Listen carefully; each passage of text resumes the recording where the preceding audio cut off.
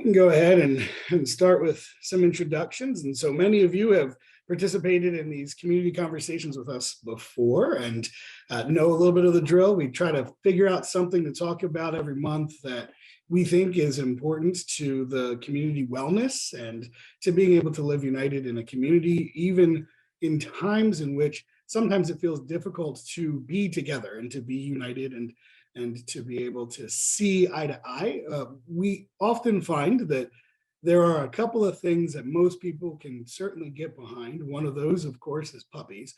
And the other one, of course, is children. And so when we think about opportunities in a fractured and contentious times to pull together, one of those is to think about how are we really doing education outside of the partisan rancor and outside of the politics and outside of what you see on 24-hour cable news. When we really sit down and think about what does it make to have a healthy community, at the end of the day, what do we know? An educated society is a healthy society, and that starts young.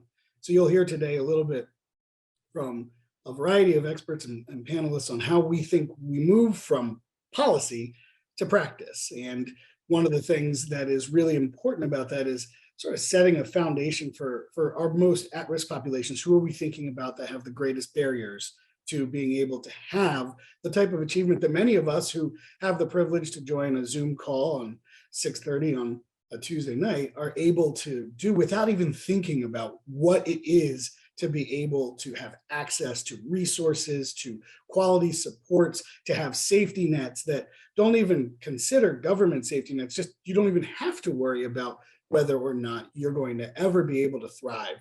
My parents were very clear to my brothers and I. When we were younger, they said, nothing that you do, whether you end up with an addiction, whether you end up with financial trouble, there's nothing that you can do that will not have us show up and make sure that we help you. That's not the reality for too many of our community members. And when it's not, it is our responsibility as community members to be those who can show up to help individuals when they're falling. So we have a variety of panelists here. I'm going to invite each one up by name to just briefly introduce yourself. I'll finish with Rebecca O'Shea, who will be giving us the beginning presentation, and then we'll move into panel discussion. A reminder to please feel free to put questions or other things within the chat. If you haven't been to one of these conversations, we hope they're more conversational than talking at. And so if you have things, we will meander and get to those conversations. So we will go ahead and start with recently in the news, Stacie Blake. Good evening. Thank you, Kevin. Stacie Blake, CEO of YWCA Lancaster, where our mission is to eliminate racism and empower women. So glad to join such a great panel this evening. Thank you. Kimberly Early. Hi, good evening. Thanks so much, Kevin, for hosting this event, and thank you to Olivia for the invitation. Kimberly Early, I'm the Director of Public Policy and Advocacy with the Pennsylvania Association for the Education of Young Children. Our mission is to be the voice of high quality early childhood care and education, making sure that families have access to high quality, affordable childcare throughout Pennsylvania. Thank you. Amanda Burns. Good evening. My name is Amanda Burns. I'm the Vice President of Education with Community Action Partnership. Thank you for having me. Absolutely. Representative Sturla, if you could introduce yourself and welcome. Hi, thanks. I finally got in.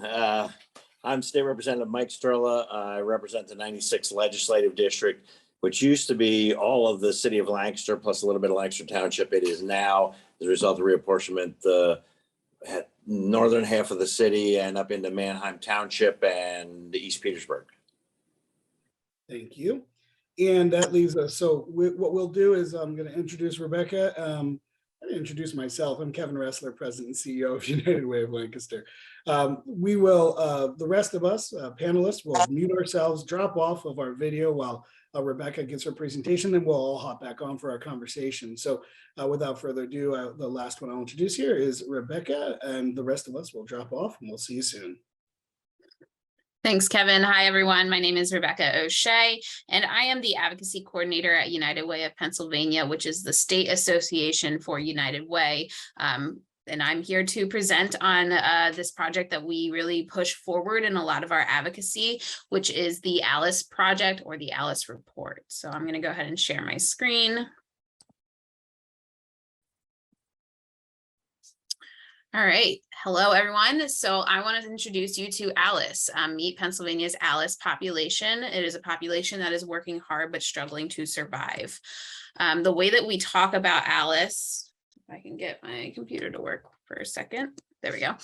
When we talk about ALICE we talk about this population that is essentially above the federal poverty level, but below what we represent as a form of financial stability. The way we calculate that financial stability is through the survival budget and then also a sustainability budget. And that shows kind of the breakdown and makeup of the bare minimum costs to survive in Pennsylvania. And then we can also break those budget downs county-wise, so you can even take a look at it for Lancaster County or anywhere in the state. For our ALICE project, United Way is we try to engage with businesses, the government, and other nonprofit partners to really push forward this population, discuss this population, so that when we're coming up with smart solutions such as childcare funding, pre-K funding, other policies, we're really addressing this population as well as the population that is truly struggling to survive, that are living in poverty. So who is ALICE in Pennsylvania? It is nearly 1.4 million hardworking Pennsylvanian households, or 27% of the Pennsylvania population. I do want to note here that these numbers are based on 2018 data. We will be refreshing our data next spring, I believe in April, and that data is going to be for 2021 numbers. So look out for that. But for the time being, I think this gives an adequate picture of this population that we're going to be discussing throughout the presentation. When we combined the ALICE population with those that are living in poverty, you're going to see nearly 2 million households that are struggling to survive, 39%, or 2 in 5 households, however you would like to break that down. So this is a significant chunk of our population that is struggling to make ends meet. And again, this is based on 2018 numbers, and what we can see from the pandemic, we are highly predicting that the numbers are going to increase when we get that refresh data. In particular, we also like to break down the ALICE population into special categories. I want to talk a little bit about the ALICE in Focus Children's series, because I think it's the most pertinent to this conversation as we talk about childcare and pre-K. Sorry, I got a notification. Is everything good on your end? Yeah, we can see in here. Okay, sorry, I just got a weird Zoom notification. So the ALICE in Focus Children's series, I want to discuss some of the data behind that. So this ALICE in Focus series really gave a deep dive of children in Pennsylvania and where the hardship is falling among children. From this data, we are seeing that 17% of children in Pennsylvania live in poverty, and then another 27% are considered this ALICE population. That's really significant to understand when you have 44%, 1.1 million children that are living in households that are struggling to survive. Therefore, resources may not be available for these children to thrive. We also like to break down into the demographics of the ALICE data, especially for children here. You're going to see disproportionately that Black and Brown families are considered ALICE. So in Pennsylvania, you have 73% of Black children are considered ALICE, 69% of Hispanic children, compared to 33% of white children who are living in financially insecure households. We talk about ALICE again, going back to that survival budget and why it's so important to discuss the economics behind the household budget, especially pertaining to children and childcare. Childcare is often a family's greatest expense, as you can see here in this chart. It is the greatest family's expense for a family of 4, about $1,200 a month. Again, these are 2018 numbers. I think we're seeing it closer to $1,600 a month for a family of 4 to pay for childcare. This is important when we talk about ALICE in terms of, again, the economy and what the wage level is looking at. And I think we're going to discuss a little bit more about this with the panel, especially when it comes to discussing childcare workers. So in Pennsylvania, our jobs and our wage level has, the way that jobs have broken down over the last decade is that low wage jobs have increased substantially, whereas medium wage and high wage jobs have decreased. This is important when we look at the breakdown of our jobs in Pennsylvania, and the way we break it down is between innovators and maintainers. And within that maintainer position at the lower point of this pyramid here, you're seeing that level of nurturers. That right there is our childcare workers. So the majority of our workers in Pennsylvania are making below $20 an hour and are falling into this ALICE population and being unable to survive. So when we're asking our childcare workers to work childcare in a very demanding industry, we also need to understand the economics behind it, how that could also be releasing some financial stability that they could have achieved because they are in this career path. And I think our panelists are going to talk a little bit more about that down the line. But I just wanted to point out the numbers here and the economics behind Pennsylvania's job sector and industry. So again, when we talk about the families that are working hard but struggling to survive, one thing that we found with the Child in Alice in Focus series regarding children is that having working parents or guardians does not guarantee financial stability. And again, that goes back to the economics of our industry in Pennsylvania. 21% of Pennsylvania children in households with 2 adults in the labor force were still below that Alice threshold. And you see that increase as we lose adults working. When you have 2 adults in the family, but only 1 is working, you're at 57%. If you have a single parent, working parent, you're at 71% of children that are living below that ALICE threshold. And then also one thing that we like to talk about is the typical wage that Pennsylvanians are working or are making in these ALICE jobs, and that is around $10.15 per hour. And then if your parent is making that, you're likely to be 74% of children with an adult working that are going to be struggling to survive. So also talking about the hardship and the disproportionate impact, children below the ALICE threshold often lack access to resources. And this is where we really get into the public policy side of talking about this population. So more than 600,000 children below the ALICE threshold did not participate in SNAP. That is a significant program to help children get access to food. And then also Kevin mentioned it earlier, how having high-speed internet access is a privilege, especially in a time post-pandemic world. 312,000 children did not have access to internet. And then we also talk about 54% of children in renter households are below the ALICE threshold, seeing a divide when it comes to rent and home ownership. Also with Alice and Focus, the children's series, we are looking at the childcare age and preschool age of children. For Pennsylvania, 43% were enrolled in preschool in 2019. That is lower than the national average of 49%. If you look at Lancaster County in particular, 60% of 3 and 4-year-olds in the city part of Lancaster lived below the ALICE, who were living below the ALICE threshold, were not enrolled in pre-K. And then if you expand that into the eastern and southern end of Lancaster County, you're looking at 82% of 3 and 4-year-olds in the eastern and southern end of the county that live below the ALICE threshold that are not enrolled in pre-K. So again, we're seeing that economic divide in who's accessing these resources, such as pre-K, such as childcare. And then we also are seeing a difference in the kindergarten enrollment of children that are above the ALICE threshold versus those that are not. So for Advocacy and Alice, United Way of Pennsylvania in particular is doing a lot around different policies that help lift this population to above that ALICE threshold. And we're seeing the economic benefits of that when you support working families. This phenomenal graph here indicates that when you lift the ALICE household threshold, ALICE households to above that threshold, you're going to see 130.2 billion per year added to the Pennsylvania's GDP. This is significant, especially when our state budget is working on about a $1 billion deficit. So we know that the policies that we support through United Way of Pennsylvania and United Way of Lancaster County is to really address this population and to lift them to financial stability. We also in United Way of Pennsylvania really support the high quality early childhood education. We are part of the Early Learning PA Coalition. And in that coalition, we are supporting funding for pre-K, childcare, childcare works, all kinds of different programs that really address the need around childcare.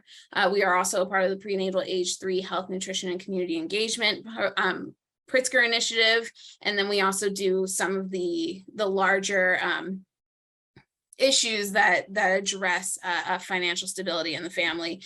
So looking at the pandemic's impacts and looking at different areas such as workforce development, expanding access to affordable healthcare, et cetera. And then lastly, we have our PA 211 system, which is a great system for people to call and reach out to get information about programs such as childcare programs, pre-K count programs, things like that. Lastly, we are advocating for a state earned income tax credit. I'm going to use this opportunity to keep plugging it because we were very close last year to getting a state EITC, but this state EITC helps working families and has shown to boost family with children to financial stability through a smart policy such as the earned income tax credit. So that's just kind of what I wanted to throw out to all of you, but really this is an opportunity for our panelists to discuss more about the ins and outs of childcare and pre-K, and I'm just providing the context with the data.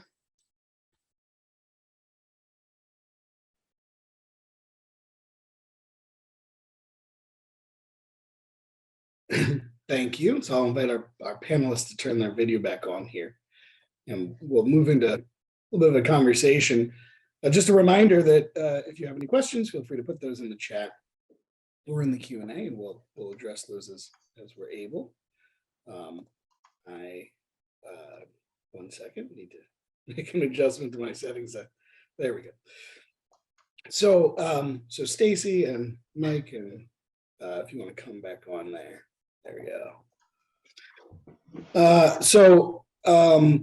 Thank you, Rebecca, for that information. Alice is a really important, I just want to speak real quickly. Alice is a really important data set that we use. It's used nationwide. And what is it? Well, you may have a familiarity with the term working poor. It's a term that we don't tend to use anymore. There's an issue of dignity in how we address people. And so that's an acronym, again, for assets limited, income constrained, employed. So it is that population that we often would have historically called working poor, right? These are individuals who have jobs. They get above that threshold that provides a lot of the benefits and social safety nets, but they're really not making enough money to survive, let alone thrive. And so that's a really important designation to be thinking about when we're talking about almost 40% of our population across the state reaches that threshold, right?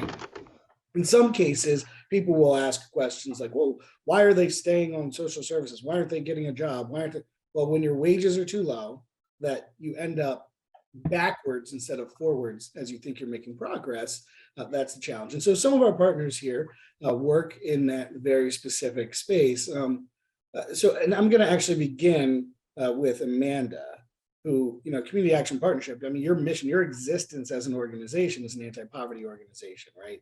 You were created to help solve some of these challenges, and you exist as a network across the entire nation as well. So, your organization, can you help us understand sort of what sort of is the scope and space that you're working in, and how are you working to address and hopefully even solve some of those challenges for your population?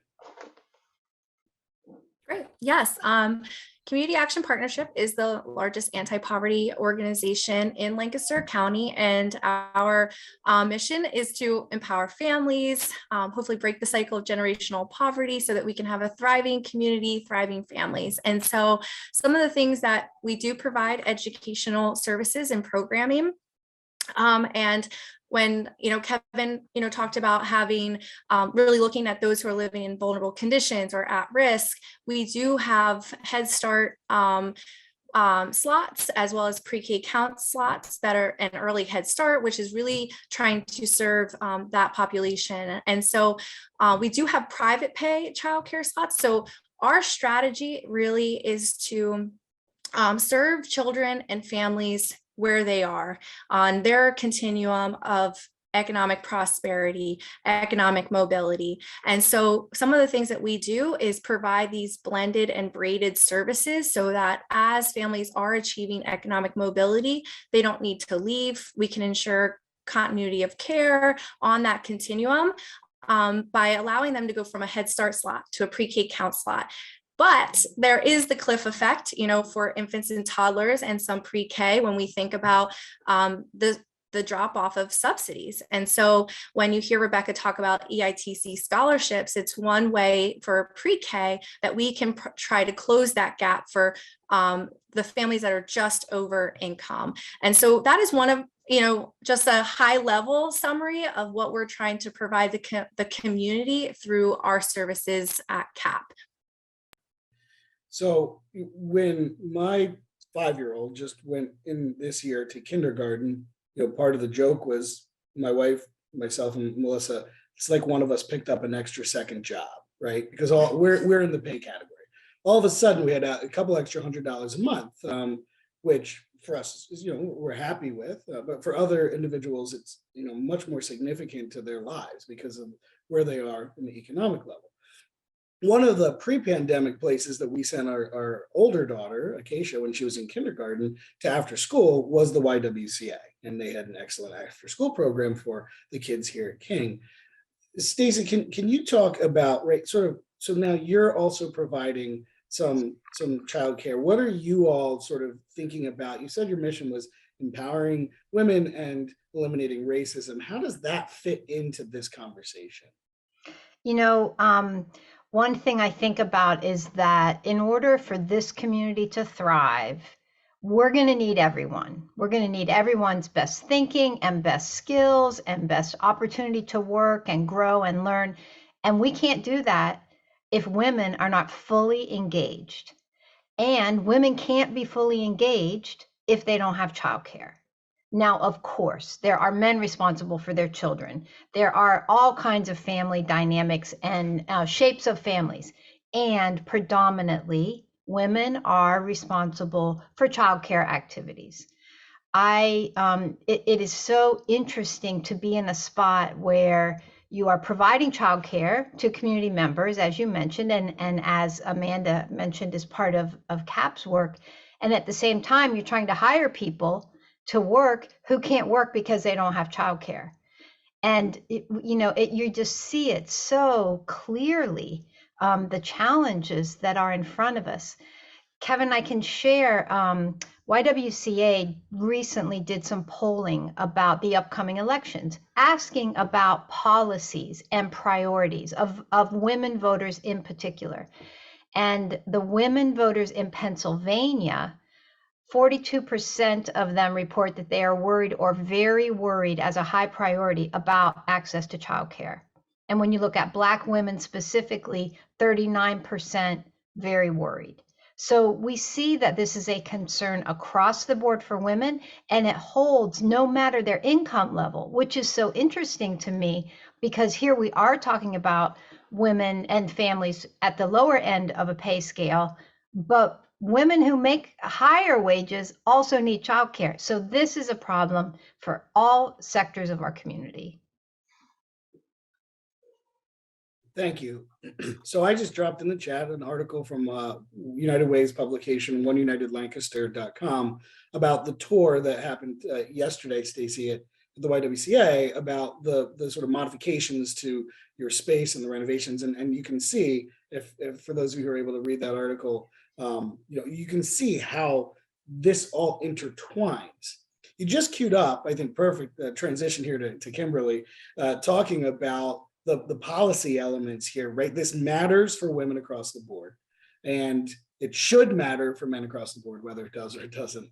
We will deal with in a different conversation, but it does matter for women. And so the question then, Kimberly, and maybe a little context on what your organization does, but how can people who care about this issue, right, get involved? Because I know that's part of what your organization is trying to think and sort of bring out into the space. So can you help us understand, for people who are watching this now, those of you who are watching this later on, doesn't matter whether you watch it today live or tomorrow, on the recap, can you help us understand what is it that people can actually do?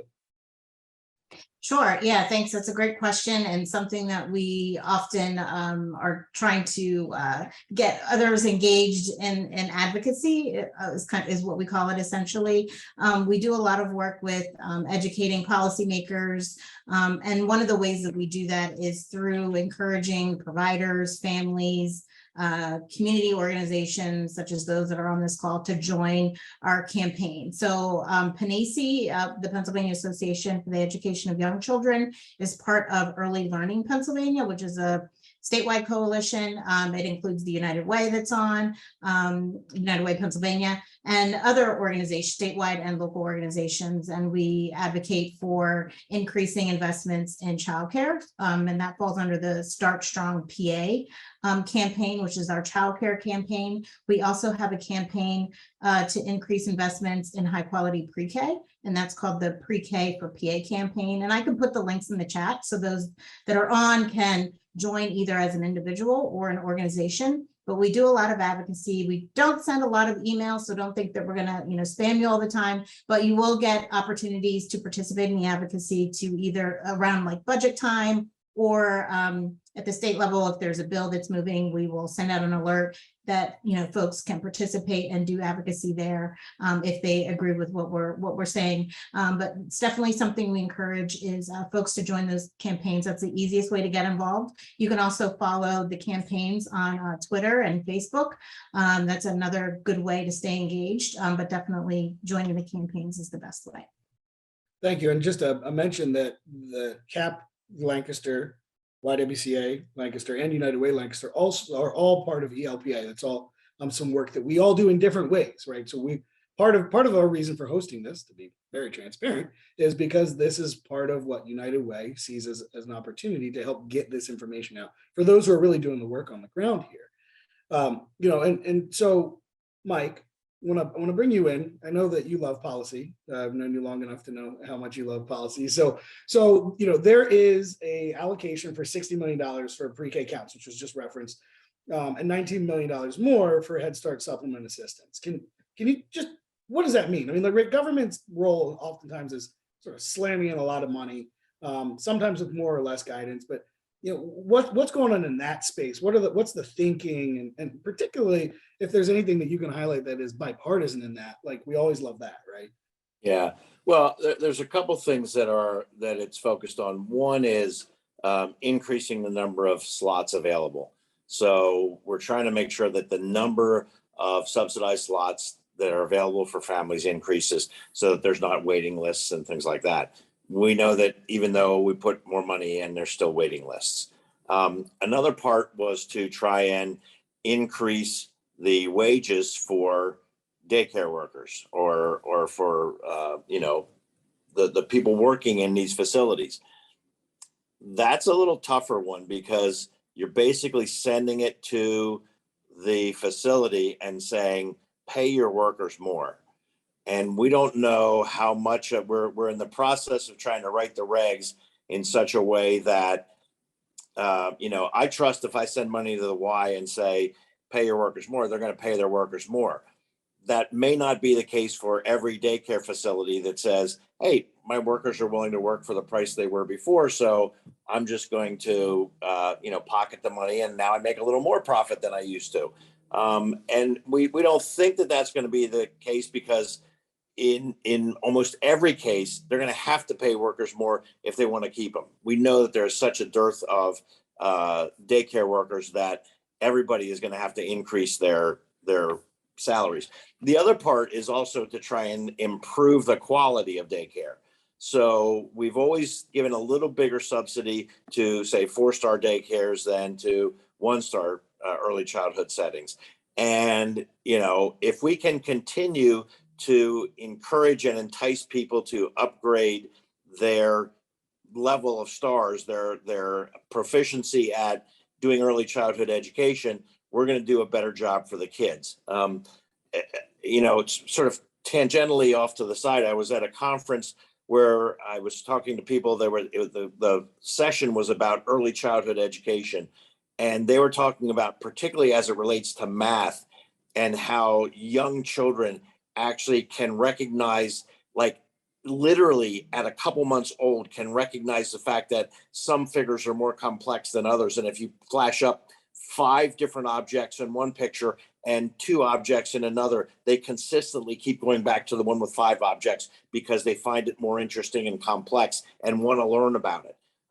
And so those kinds of things, when you have a early childhood education person who understands how brain development works, and you can get that information to those kids, that is huge compared to somebody who says, there's a TV over there, go watch that while I do the dishes, kind of thing. And so we're trying to improve levels, we're trying to increase pay, we're trying to make more slots available, but quite truthfully, we could put a whole lot more money in than we did, and we still wouldn't run out of need.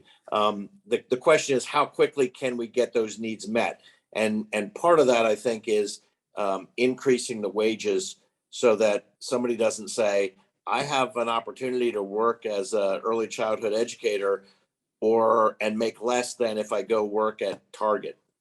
That's our competition right now. It's not, oh, I can go work at the university and teach a college level course, or I can be a early childhood educator. It's, I can be an early childhood educator, or I can go make more money at Target.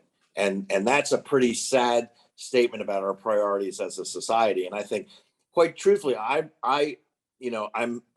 optimistic. I'm always optimistic that if there was a bright side to any of the COVID epidemic, was that I think we are going to sort of reprioritize some of the things that we view as necessary in our society. I mean, we started talking about the guy at the checkout counter as being an essential worker, because our society doesn't operate without people. Certainly, early childhood education, teachers have to be considered more than essential to getting ourselves an educated workforce, because we know that most brain development goes on in the early childhood education setting. So, I mean, I think we're on the path to start to reprioritize that. It might take a few years, but I think people are starting to understand it. Yeah, so that's, I want to actually jump back to Amanda, because I know Amanda, sort of our interaction, I think the first time I met you when I first joined United Way was you had been working with the United Way funded partnership, the P3 initiative, and what Representative Sturla just said about brain development. Can you help just lay it out there? How important is it? I mean, so it's a 3-year-old, they watch TV or they look at the number 5. Like, what does it matter? They're just kids, right? Yes, the first 3 years are the most important when we think about brain development. And so when we think about early childhood, birth to 5, they are developing skills that will translate on how they will function later as an adult, whether it's coping skills, self-regulation skills later in life. And so the executive functioning skills that are developed at such a young age are so important when we think about emotional regulation, problem solving, communicating, all the skills that are necessary for them to thrive later in life. And so, yes, Representative Sturla, he's hitting the mark there with brain development, and why our teachers really need to be seen as more than just essential. I forget what he just said. I can't major, I don't even know, but they are very, very essential when we think about our communities and creating a thriving community. So obviously the early childcare intervention is super important, right? Brain development, as you just said, Amanda, right? It's not just numbers, right? This is about coping skills. This is about, having individuals who will, as they grow older, have sort of social, emotional learning and those types of things. Stacie, again, you exist in a really interesting space, because you not only have opportunities to impact the child through the education programs, you also interact with the families, right? So what happens at home reinforces or detracts from the experience. So, how do you at the Y, who has this unique vantage point, who has this unique space, how are you integrating? What are you able to provide for the families, not just for the kids when they're in your care? That's a great opportunity, Kevin, to talk about the intersections in some of our work, not only intersections in people's identity, which is often how we use that word. So, for example, people who enter YWCA through the emergency shelter venue for families, right? So this is single parents with their children living in our building right there at Lime and Orange. An immediate referral for those families is the New Choices program, because we're trying to figure out what supports do they need around getting to work, improving their work situation, improving their salary, their education, their approach, whatever it might be. But that also demands a childcare solution. I mean, you can't go to an educational program if you're a single parent and, leave your kids at home. So, right off the bat, we see how things are connecting. Another program that's funded through the county is a program where when children are removed from the home for any reason or at risk of being removed, we work in the home with parents to try to support and develop their parenting skills and see if we can create a safe atmosphere for kids to come back. But again, parents might be stressed. They might not have been able to figure out work. Maybe children were removed because they were home alone, because this family did not have a childcare solution. I also, I moved in the mornings when I'm at the office, and grandma brings the kids to drop off, because this is a family structure in the families that I'm thinking of that not everyone has access to. Like you mentioned earlier, Kevin, the extended family support. Maybe it's not because of a problem. It's just that people don't live as close proximity with their family members as we did in the past.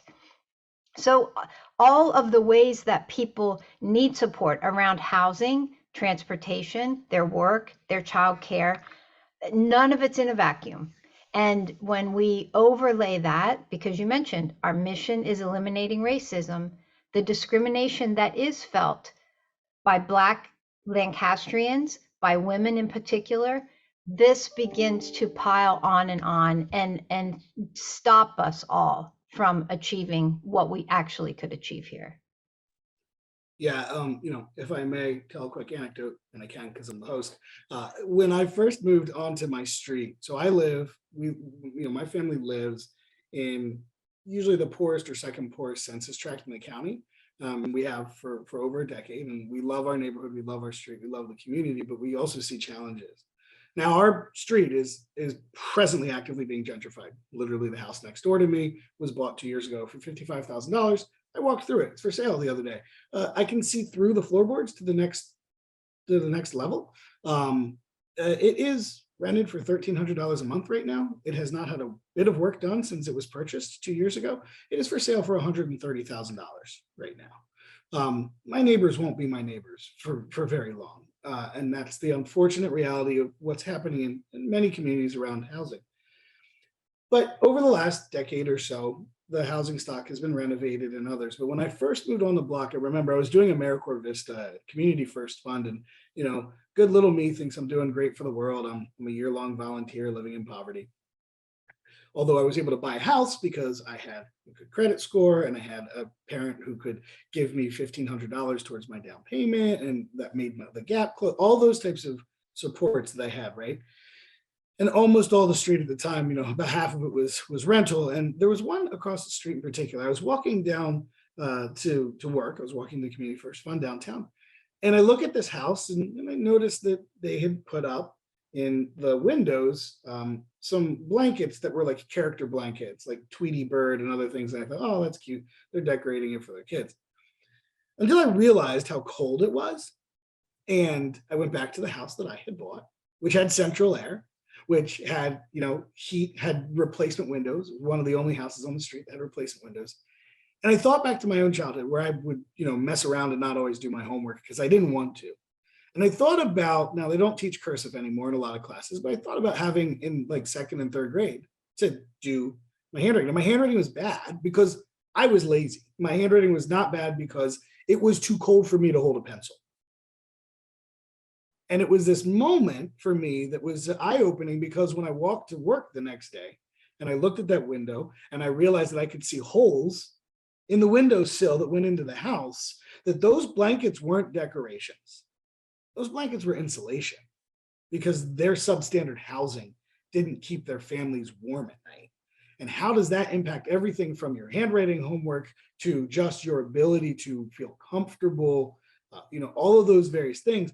And for me, it was such an eye-opening experience. And so when you talk, Stacie, about having a place and a location for people who are seeking shelter because they have nowhere, not even substandard housing, I can't imagine what that does to the child who is now going to switch schools for the first, second, third, fourth time in one school year, and how they're incapable, to no fault of their own, to be able to have the consistent educational practices that make it necessary to grow up. So, my own little anecdote there aside, I hope it was helpful.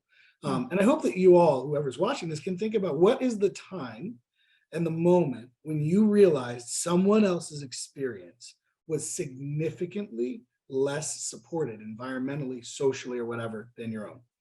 And if you don't have the ability to, from your own experience, pull from your memory and think about someone who was less fortunate than you, I would encourage you to think about how you can get involved initially from the education. Don't go and save anybody, right?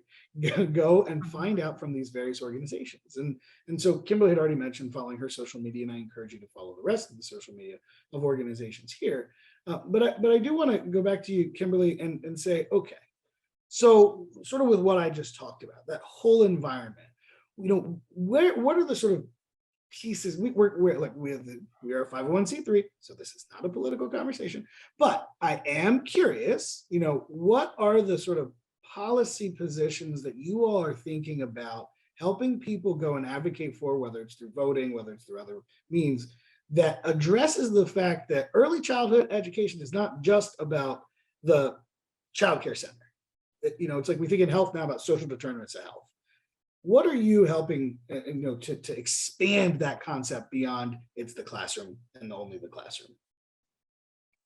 So in addition to voting, we certainly advocate for, with the general election coming up, obviously believe that it's very critical for everyone to register to vote and get to know your candidates and know what their views are on childcare in particular, among other things. But I would say, for this conversation, childcare, knowing what they think, it's important. We do a lot of, I guess, education and awareness to all sorts of folks about childcare. It's not just about the location.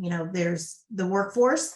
The workforce has had a very difficult time since COVID, and even before COVID started.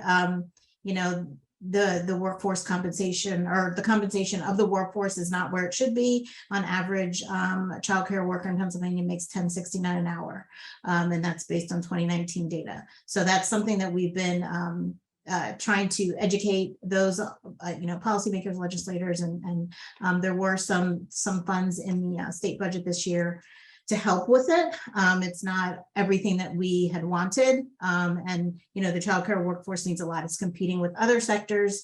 As Representative Sturla mentioned, they just can't compete and recruit and maintain or retain the staff that we do have. So that's important. It's also important in terms of, we mentioned earlier, around the education for young children and their brain development. So we try to also communicate that high quality childcare certainly sets, and high quality pre-K sets children up for success once they enter the K through 12 system. making sure that they have that foundation, and the benefits are clear, especially for high quality pre-K and childcare. And we try to communicate those benefits very clearly in we have fact sheets that we share with legislators.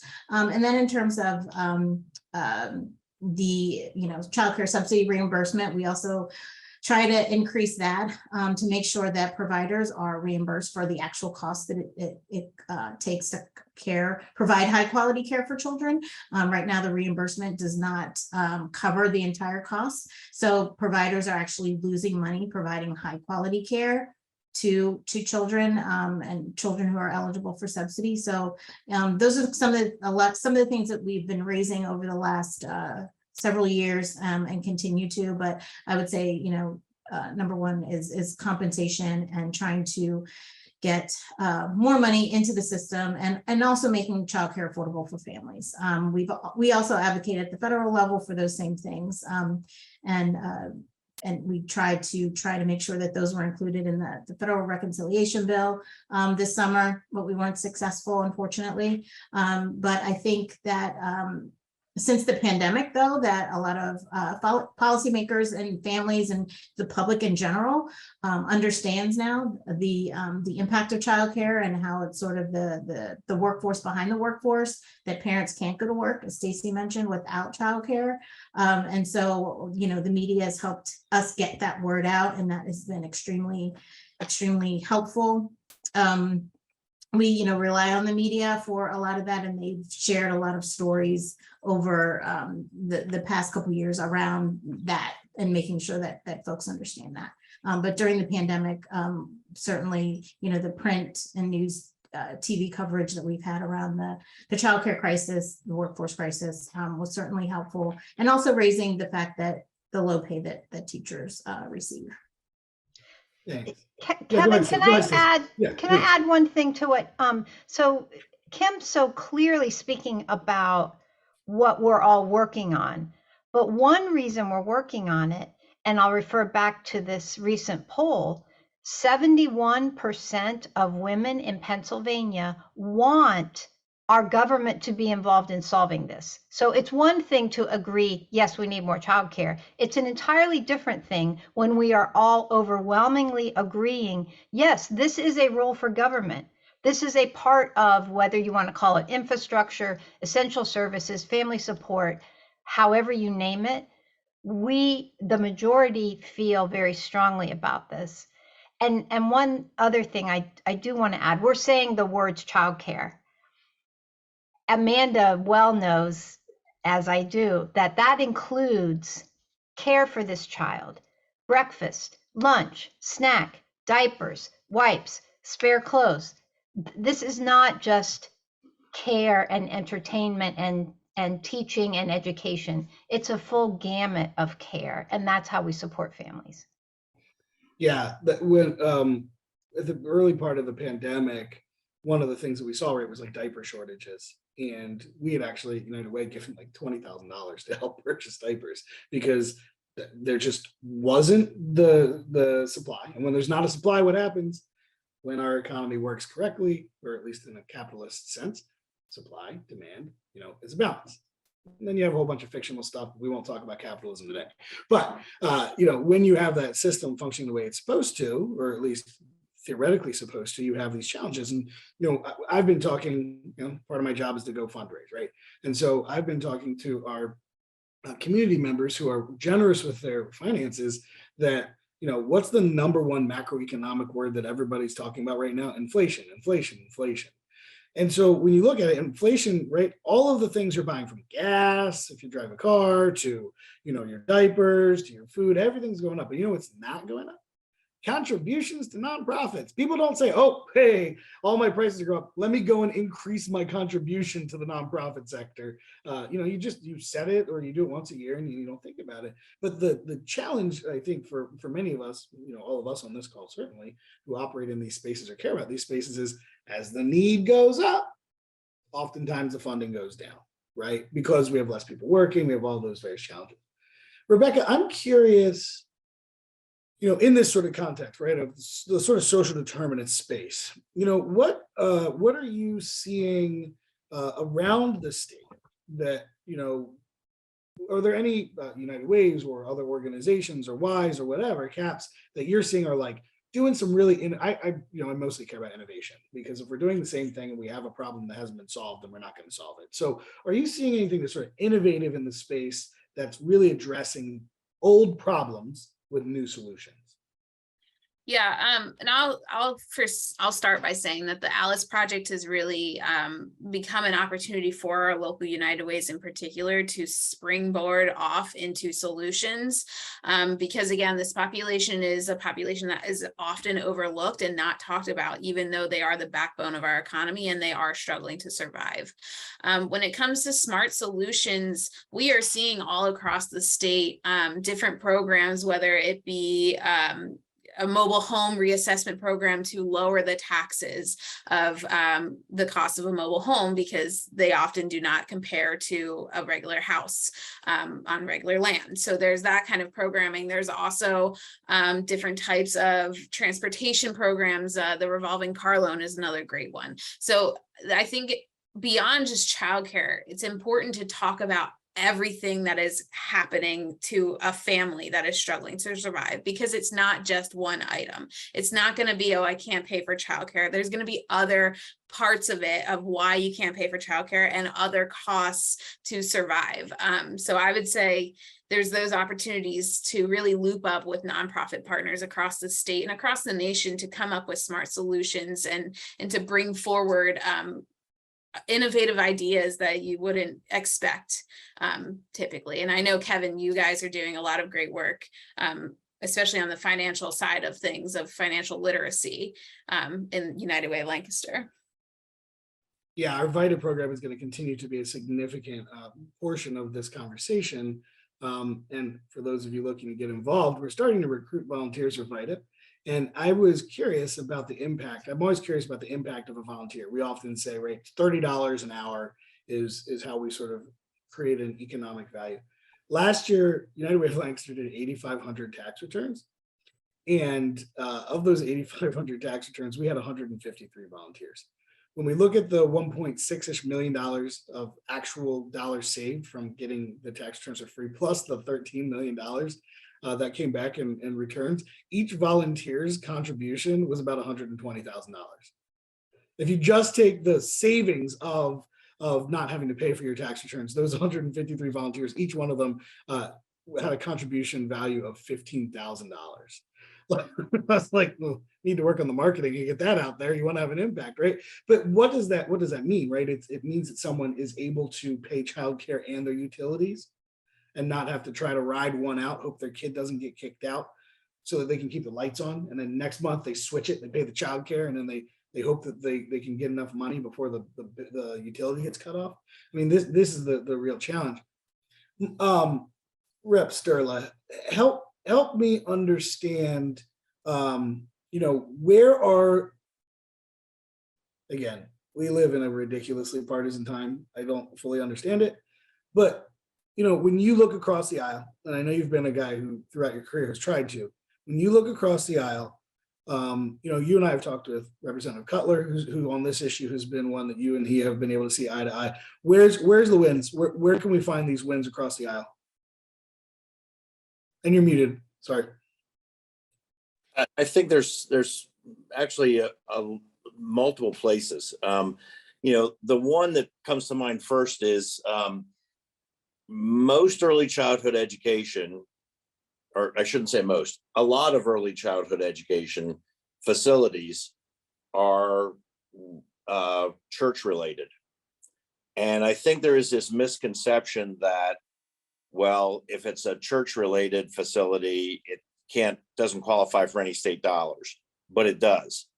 And in fact, a lot of those facilities are pretty high quality because the church is donating the space for free. They're donating the heat and the cooling for free. They're donating the water. Sometimes they have a feeding program at the church anyway. They're donating the food. They're donating the lights. And so all you need to pay for is the early childhood educator. And so they can provide a pretty good bang for the buck. And I think that's a misconception, that there is out there. But once I get my colleagues on the other side to the aisle to say, this isn't just big government, this is churches in your community working with big government, they go, oh, okay, yeah, let's do that, you know? And so that's one of the areas. The other place, and we talked about sort of this holistic idea of what services this community needs. You know, we recently just put in a boatload of money in the budget to make sure that there was broadband all the way across the state. Now, in most urban areas, we don't have that issue, but in most rural areas, they do. And there is this same kind of poverty in rural areas, whether they like to admit it or not. And that will give kids access to the internet so that, and if that school, and we're trying to work on the school funding formula to make sure that those kids, just like we have a concentrated poverty factor in the school funding formula for kids that live in urban areas where there's a high concentration of kids that live in poverty because they can't, if they walk for 2 blocks to visit their friends, still no one has a shelf full of books like you do behind you in their house because nobody has enough money to have a shelf full of books in their house. It's concentrated. And so they can't even say, well, I know I'm a poor kid, but I go next door to my neighbor and that kid's got a shelf full of books. So we subsidize those schools. We also need to look at it in rural areas and say the same is true of kids that live in what I call isolated poverty. When they get off the bus after school, they walk down a lane to a 30-year-old trailer and there's no shelf of books in that 30-year-old trailer. And that kid can't walk to the friend's house, which is 3 miles away. And that kid lives in isolated poverty and never has access to books or the internet or things like that. And we can make inroads there. And I get a lot of response from my colleagues on the other side because they go, oh, that does sound like my district, you know? And so while I'm funding my kids in an urban area, I can fund their kids in a rural area because ultimately all of those kids are going to be part of our society. They're not, we don't live in the same house we grew up in anymore for the most part. We're all moving around. We're all very mobile. And so the urban kid's going to be in the rural area. The rural kid's going to be in the urban area. And, you know, so we got to look at it that way. The other thing the state is doing is we're working with the Literacy Council and trying to make sure that those adults know how to read so that just sending a book home with a kid who says, yeah, I have to read it to my parents. So it's got to be a level below where I'm at. You can't push me at all because my parents don't know how to read it. Then maybe now the parent knows how to read it too. And that again is across the board, Republican, Democrat. They see that because they see, you know, new immigrants that are in their church. They see, you know, anybody that has a language barrier or is undereducated, they can, that helps in that way. You know, so I think there are sort of multiple ways that can happen. We're also starting to see a little bit of a shift. And I brought this topic up yesterday at the YWCA when we met. The old way of sort of the way the world worked was if you lived on the farm, you lived and worked on the farm.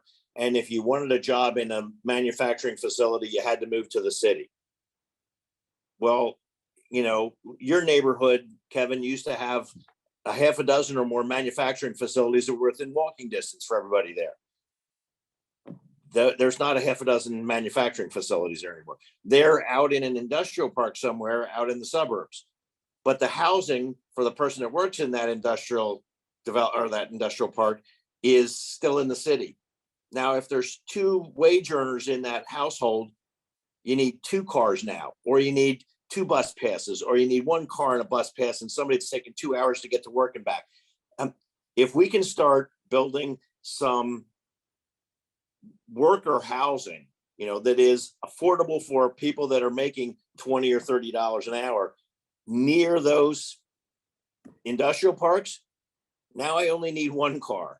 Now I'm guaranteed, no matter what the condition of my car is, flat tire, dead battery, doesn't matter. I made it to work that day because I can walk to work. It's a 3-minute walk, a 5-minute walk, as opposed to, I'm sorry, boss, I'm not going to be able to get in until noontime. I just lost a half a day's pay because my battery's dead this morning and I can't get a jump and I don't know how to get there. And I have a flat tire, and and so we can make life easier or more like it, quote unquote, used to be, by providing some worker housing. The old company town kind of thing. It doesn't have to be a company town, but it can be near those facilities.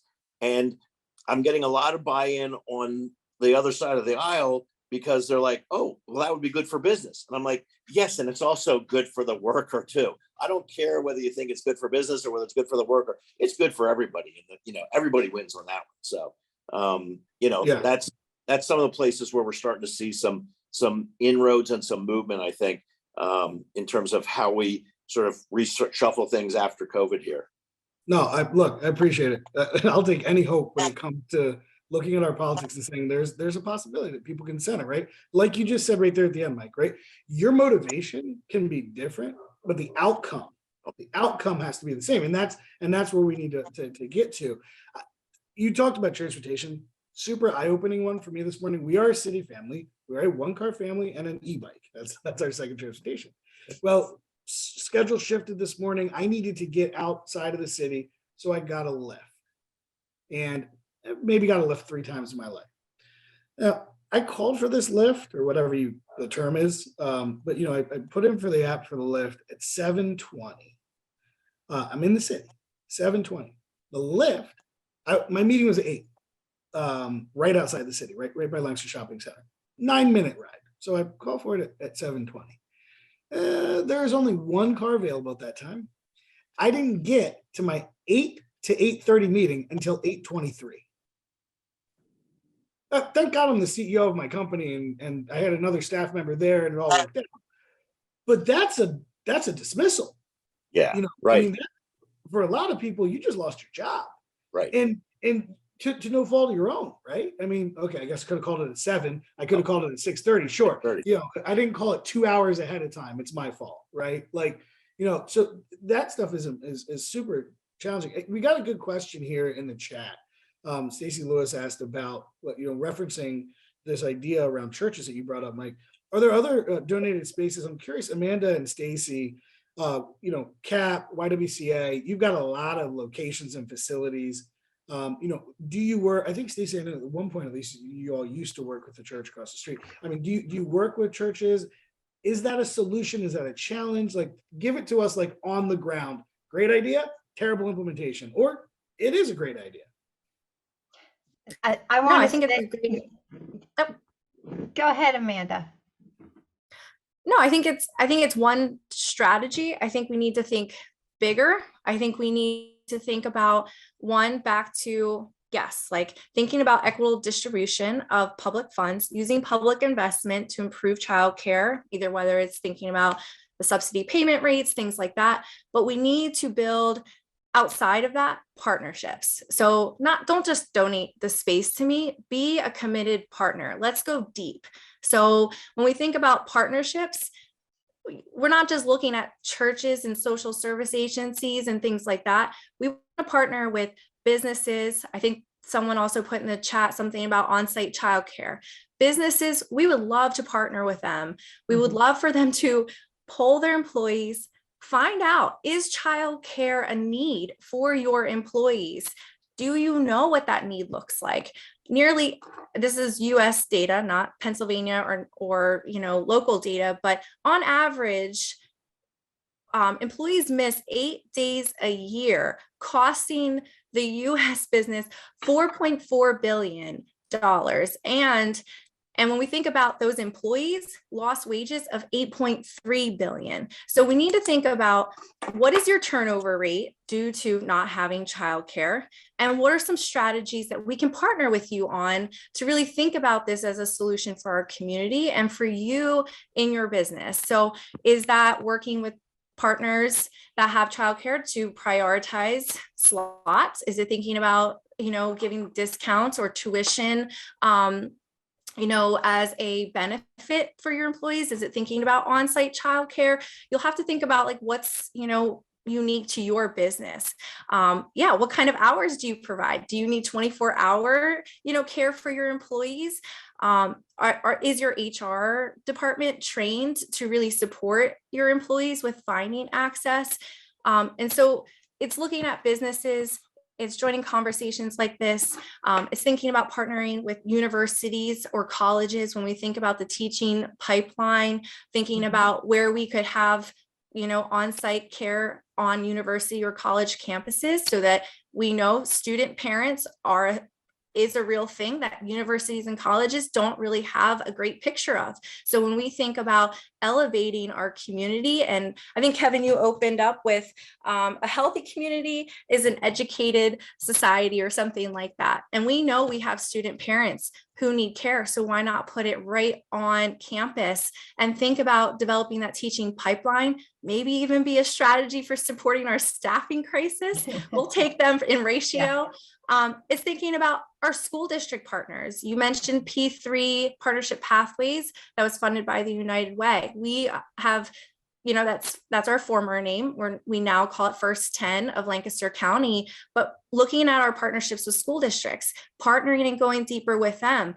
We are now competing with school districts sometimes for enrollment and for teachers because they have unions and they can pay them better wages. But how can we partner and think about a strategy that's a little bit different? And yes, we would love to continue to partner with, community hubs or social service agencies for space, but really it's finding what are those partnerships and going deeper, having the vulnerable conversations, building trust. So yeah, I'd like to see that. I don't know. Go ahead, Stacie. Well, everything Amanda said, and thanks for mentioning student parents. I was one of those, and that was really difficult. But I want to add to what you mentioned, and that is, we can use a little data here. Parents need childcare at either end, either close to their house where they live or close to their work. And if people, if there's a couple different workers, well, now we've expanded the world of where those end sites could be. And then when you put mixed ages in a family and you have some kids going to school, now you have like this triangulation situation of where's the best place. But I also want to me, one transformational act that has happened this year, and I hope Amanda will agree, is that School District of Lancaster, so within the city, has provided transportation this year at no charge to the programs or the families for before and after school care. So that means families who can drop their kids for us at YWCA at 7 a.m, and then they get on their bus there, and they are returned to us at the end of school, and then their parents pick them up and maybe also pick up a little one who was in the child care program upstairs. This has been a huge change and so impactful for the families.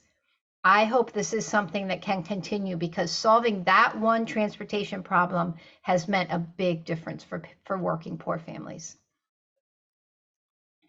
Yeah, it is a conversation I frequently hear is, so I asked Scott Fiore, who owns TriStar Staffing, right, temp agency, and Joan Paxton, the owner, I said, give me 3 things. This is maybe 6 months to a year ago. Give me 3 things that are impacting in the employment situation. And they said, childcare and transportation. I said, what's the third? They said, don't worry about it. Childcare and transportation. Mm-hmm. Mike, you were about to say something there. Yeah, well, I mean, I think the comments were spot on, because it is eliminating another stop for the parents if we can figure out how to make these things work together. If we can get the schools, the business places to be part of this network of how we move kids around, and get them to the appropriate place and make it easy for the parents that are already, I mean, I go back to, this was a couple of years ago, we were doing a policy hearing on increasing the minimum wage. And there was a single mother who had the help of her mother with her child. And she was working 3 part-time jobs. And we said, so if you went from $7.50 an hour to $12.50 an hour, like that would mean a lot to you, because now you'd be getting that much more money. She said, no, I wouldn't. She said, I'd quit one of my jobs. And we were like, really?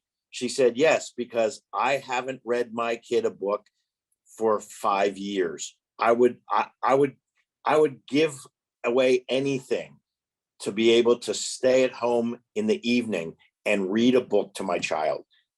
If we can figure out how to eliminate the barrier of, oh, it takes me an hour to get to work, or it takes me an extra half an hour to drop the kids in the morning and an extra half an hour to pick them up at night. For a family that is working 2 jobs, 3 jobs, who has limited income and doesn't have the luxury of saying, oh, we're just going to stop and we're going to buy dinner tonight. I got to go home and cook dinner. I got to get the kids to bed. I got to do, I mean, those families are using every minute of their day. And the more hours I can buy them, the better off they are. And it's, I mean, what you were talking about in terms of finding out how to make those connections is so critical. Yeah, Stacie Lewis had just commented right before you went on, Mike, that exact thing, putting more time in their day. Well, when the Poverty Coalition started a couple of years ago, I think one of the most eye-opening things for many of our community members here in Lancaster was the poverty of time, and how that poverty is not just a lack of dollars, right? That's in many ways, that is a piece of evidence of what is lacking, which is a lacking of resources, available resources. Dollars are part of that, but so is time, so is health, time, then also how that time is used, the ability to take care of oneself, the ability to exercise, the ability, all of those various things that so many take for granted. I'm looking at time, and I want to do what we usually do, which is to sort of go around, and each of you sort of take a little moment to sort of speak. And I've decided yet. Sometimes I like to ask the question, like, don't tell me what's working, tell me what's broken still. And I think we're going to go with that one today, because I think too often we sort of end this like, oh, what's the hopeful moment? And the reality is that we shouldn't be falsely deluding ourselves into believing that there's not more work to do. And so, I want to hear from each of you, what is something that you would love to see us talking about more, or beginning to work if we're not even working on it at all. But help us as a community be sober-minded and recognize that these problems are big. That's okay. But we're also able to identify things that we can do to make it better. So I'll begin, and I'll just say that for me, I really would like to see community interest and involvement on issues that are not just the hot button, get you angry today issue, which is generally driven around things that are designed to talk about because they're impossible to really solve, right? But let's actually begin to take our time and dig in. I used to say, when I used to do a lot more social activism, I used to say, I want to see Friday and Saturdays to not just be, a time that you socialize, but your socialization is your social activism, right? And so I want us to look at these various issues and say, this is part of my leisure time, is helping the community. We'll go with you, Kimberly. Oh, well, I was hoping I was last. I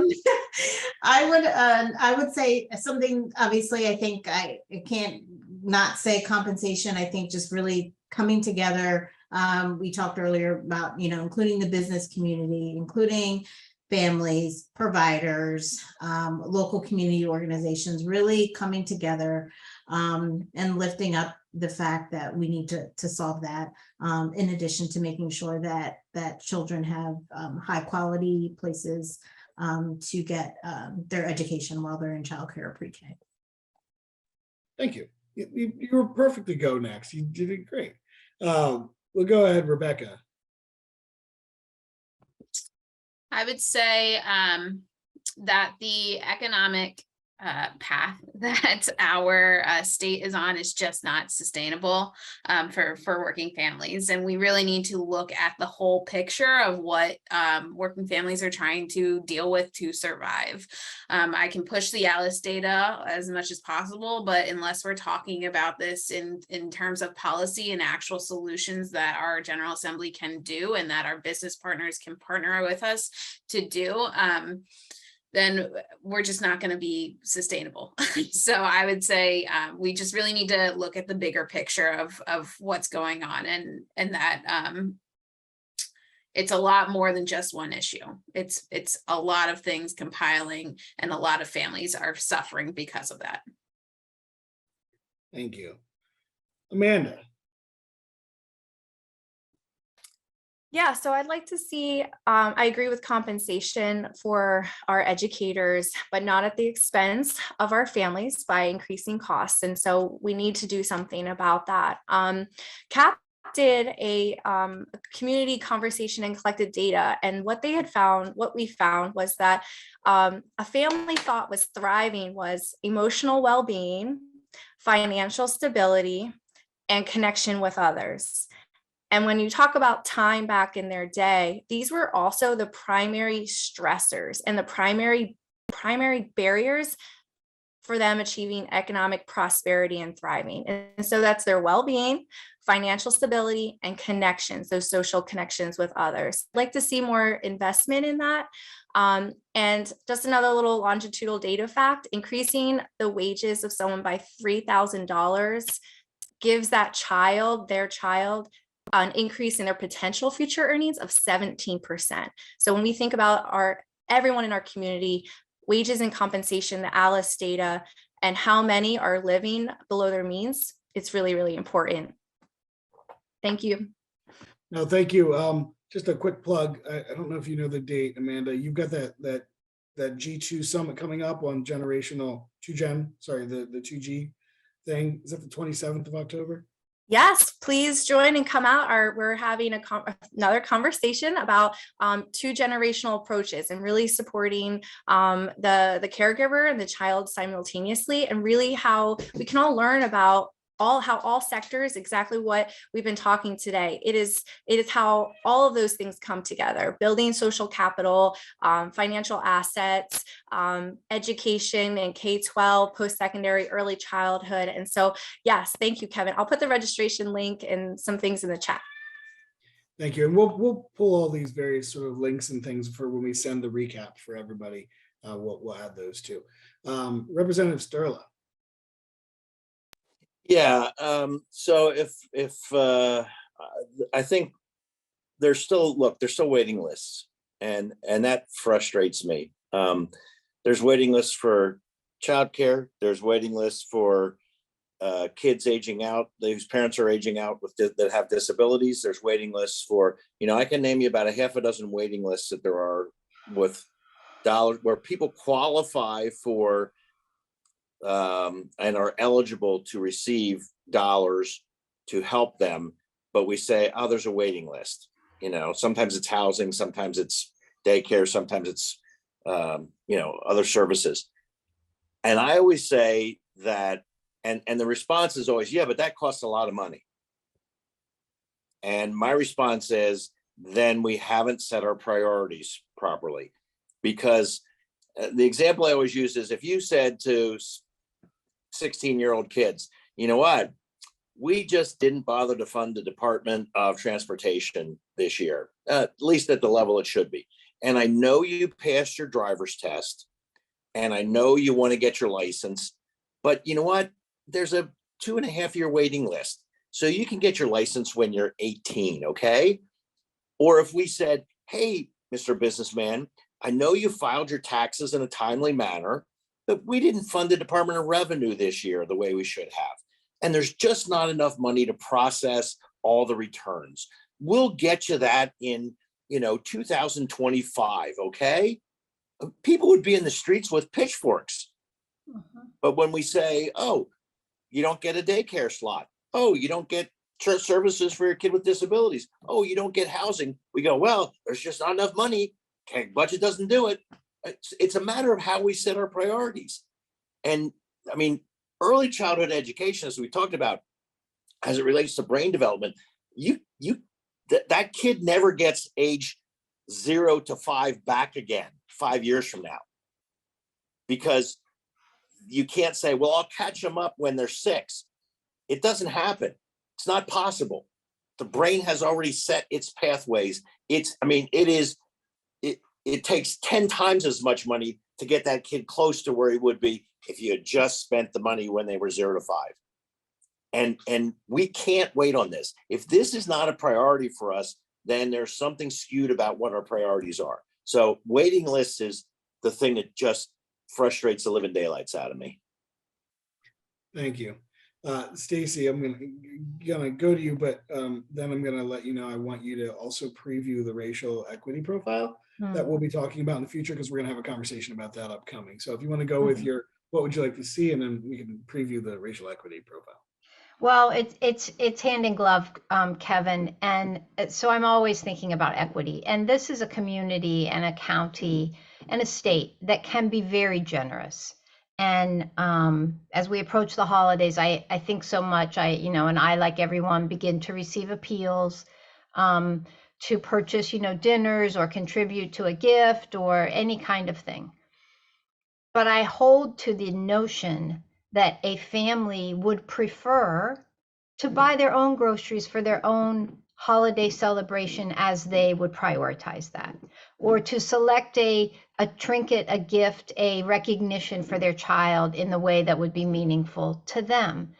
And when we have things arranged so that they can do that, so that wages are living wages for families, then we can begin to come away from this mentality of we're so generous, let me give you a turkey, to let's make sure that there's living wage. So if you don't like turkey, you can make meatloaf for dinner, on a holiday if that's what you like.